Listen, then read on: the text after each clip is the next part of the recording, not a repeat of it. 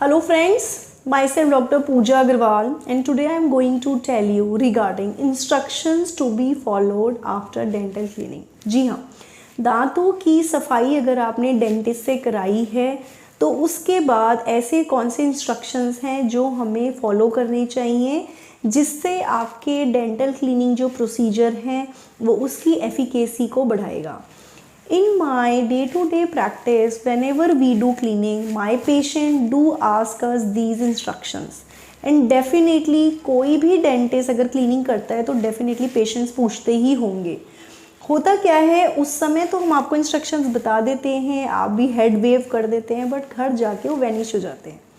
That's why today I'm going to release this video ताकि चाहे वो मेरे ही पेशेंट हों, चाहे किसी भी डेंटिस्ट के ऑल ओवर वर्ल्ड कहीं भी पेशेंट हो, अगर आप स्टक हो रहे हैं, कंफ्यूज हो रहे हैं कि डेंटल क्लीनिंग के बाद कौन कौन से इंस्ट्रक्शन फॉलो करने चाहिए तो आपको हेल्प हो. सबसे पहले जब आप डेंटल क्लीनिंग कराते हैं कुछ इंस्ट्रक्शन जनरल होते हैं, कुछ स्पेसिफिक होते हैं जो केस टू केस वेरी करते हैं.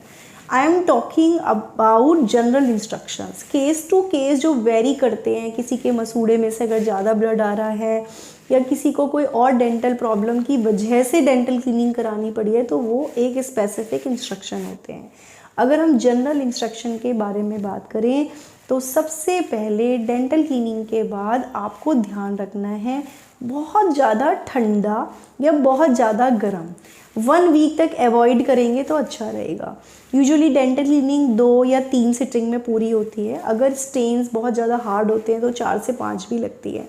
तो वो जो हफ्ते 10 दिन का टाइम होता है अगर आप उसमें बहुत ज़्यादा ठंडा या बहुत ज़्यादा गर्म ना लें, जैसे चाय कॉफ़ी पीना है रूम टेम्परेचर पे पी लिया, थोड़ा आइसक्रीम वगैरह अवॉइड किया, कोल्ड ड्रिंक पी रहे हैं तो बर्फ़ वगैरह उसमें कम डाला, आइस क्यूब, इस तरह के सिंपल छोटे से इंस्ट्रक्शन जिसको हम आराम से फॉलो कर सकते हैं, जिसकी वजह से हमारे खाने पीने में या लाइफस्टाइल में बहुत ज़्यादा मेजर फ़र्क नहीं पड़ना. I hope you can do that. तो पहला इंस्ट्रक्शन हो गया बहुत ज़्यादा ठंडा या गर्म अवॉइड करना है. Now come to the second point.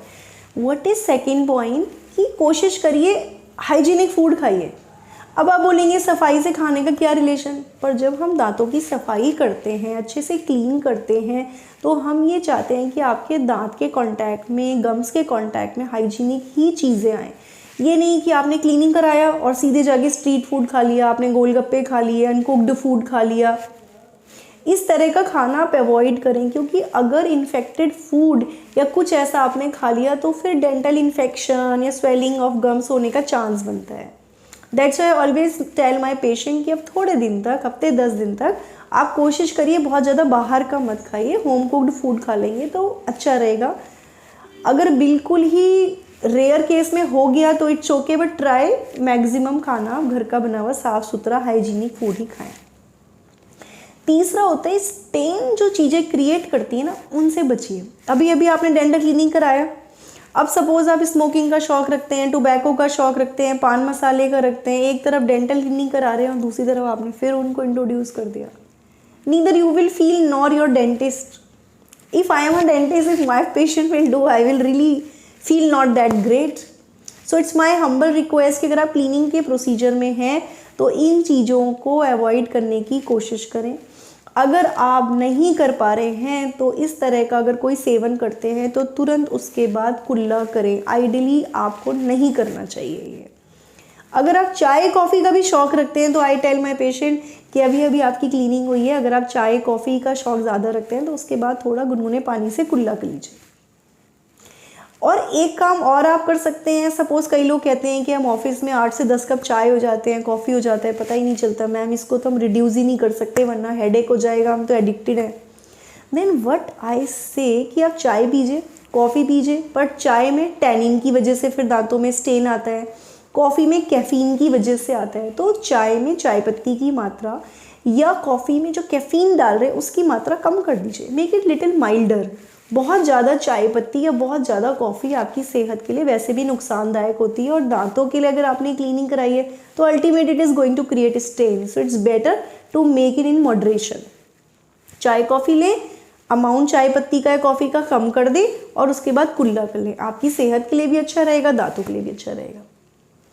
इसके बाद होता है जो भी आपको इंस्ट्रक्शंस दिए गए हैं, स्पेसिफिक इंस्ट्रक्शन, जिस भी प्रॉब्लम की वजह से आपने क्लीनिंग कराई है उसको फॉलो करना है।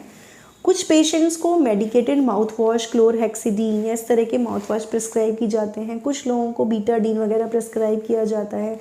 कुछ लोगों को क्लीनिंग के बाद कोई गम पेन प्रिस्क्राइब किया जाता है। कुछ लोगों को एंटीसेप्टिक जेल्स प्रोवाइड किए जाते हैं, एडवाइस किए जाते हैं।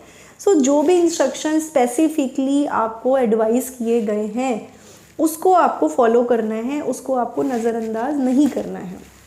इसके बाद जो नेक्स्ट होता है वो आता है, जैसे I have seen, it might sound you funny but yes it is true, कि कई लोग डेंटल क्लीनिक के बाद बहुत ज़्यादा अवेयर हो जाते हैं। इतने ज़्यादा अवेयर हो जाते हैं कि क्लिनिक से जाके सीधे केमिस्ट से नया टूथब्रश ले लेते हैं और अच्छे से रगड़ रगड़ के अपने दांतों को साफ़ करने लगते हैं, और कई बार भी कर देते हैं। और फिर हमें बताते हैं कि मेरे ना गम्स पूरे छिल गए।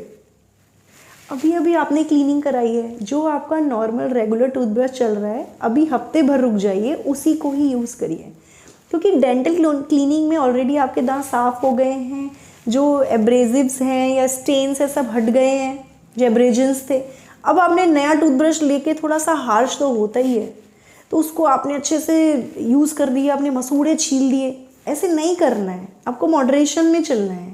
भले ही आप कितने ही मोटिवेटेड हैं, बट मैं ये सजेस्ट करती हूँ अपने पेशेंट को, और मैंने देखा भी है ये, कि डेंटल क्लीनिंग के बाद एकदम तुरंत नया टूथब्रश यूज़ मत करिए। कुछ दिन वही चलने दीजिए, फिर अगर आपको अच्छा फील हो रहा है, you are happy about your teeth cleaning और मोटिवेटेड, देन रुक कर हफ्ता 10 दिन रुके तब नया टूथब्रश आप लाएँ, ताकि मॉडरेशन में अच्छे से आपकी ओरल हाइजीन मेंटेन रहे। So friends, these were simple, very simple instructions. I tried to deliver this video in layman language so that my patients or other anyone should understand these instructions properly। और cleaning के बाद आपको कोई भी अगर query है या कैसे करना है फॉलो, उसको लेके कंफ्यूजन ना हो। Thank you so much. नमस्कार।